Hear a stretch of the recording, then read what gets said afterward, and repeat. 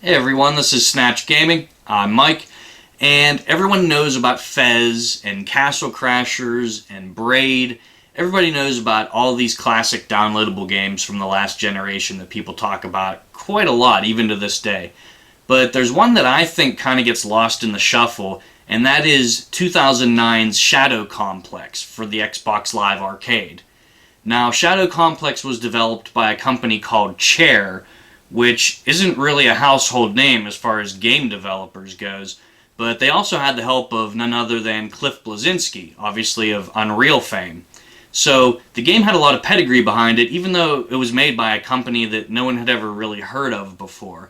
And it pretty much promised some classic, sort of familiar gameplay, but also with updated graphics for the time. And in 2009, a $15 game wasn't supposed to look like a current gen game. So I wanted to show you how the game more or less delivered on all these promises and why it should be talked about with all those other games I mentioned too. So let's have a look at it.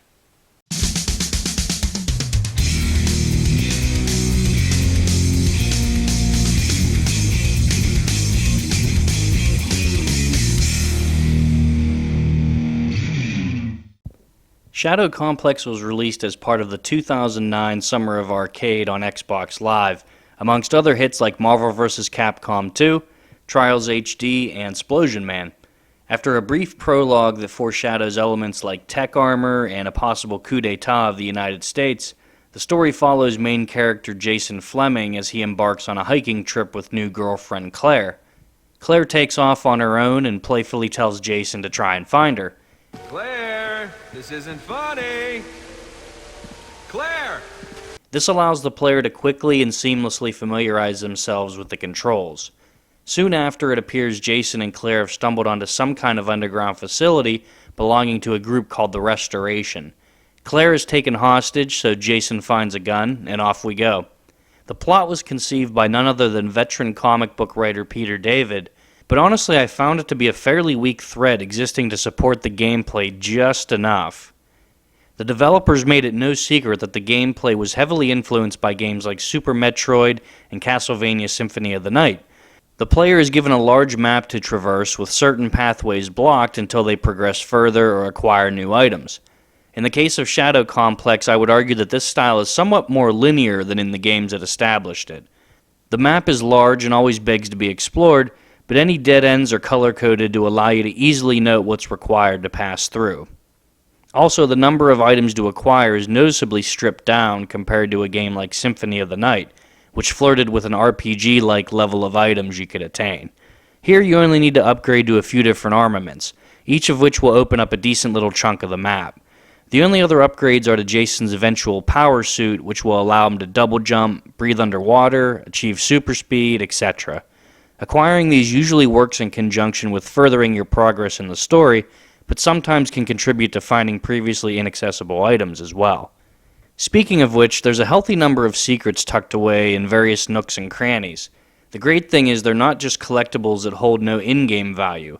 Most of them increase your capacity for things like grenades, missiles, or even health and armor.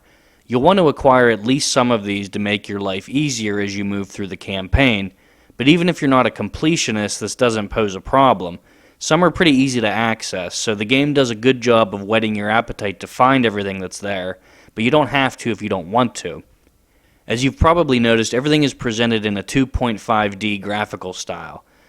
I felt that this decision really paid off as we're treated to side-scrolling gameplay that's easy to grasp while enjoying some of the more advanced technical aspects that consoles were capable of at the time. It's a nice blend of the old and the new, which wasn't a rampant craze in 2009 like it is now. In Shadow Complex, it feels innovative as opposed to cashing in on the latest fad. Gunplay does suffer slightly from this perspective since shooting enemies in the background proved difficult at times, but nothing a little auto-aim can't fix. In terms of sound, I think the game excels for a downloadable title. Admittedly, the guns sound just okay, but most of the effects are very well done.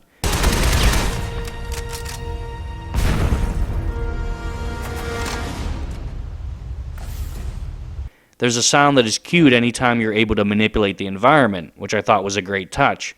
It eliminates the chance of running past something you didn't know you could use.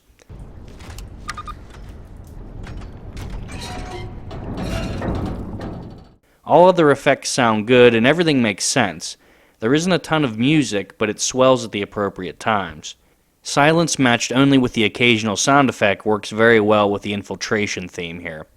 The game controls well, though there's not really any new ground to break with this style of gameplay.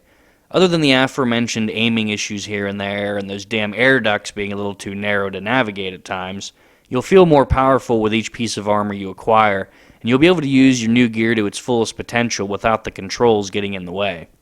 So now we know the campaign as a whole is a solid, well-done experience, but what really puts Shadow Complex over the top for me is those secret areas. This is one of the few games I've ever approached 100% on. I'm no achievement whore by any means, but I played the hell out of this game. The map does such a good job of teasing you with where everything is located, but not necessarily how to access it once you get there. In addition, some items are couched within what you could call a mini-puzzle, requiring you to cleverly use your gadgets and armor to get a hold of it. I never felt like there was anything in the game I couldn't do with a little practice, though, and I think that's what kept me going. The game also has a section called the Proving Grounds with time trials that I for some reason suck horribly at, but they're there for whoever craves an extra challenge. Now when I went to write down everything that I supposedly love about Shadow Complex, I kind of finished with a lot less than I thought I would, so I rolled that around in my head for a while, and I'm pretty sure the reason is just because this is a game that doesn't necessarily reinvent the wheel, but it does accomplish everything that it sets out to do. It's a familiar style of gameplay with updated graphics, and again, that kind of thing wasn't really the thing to do at the time in 2009.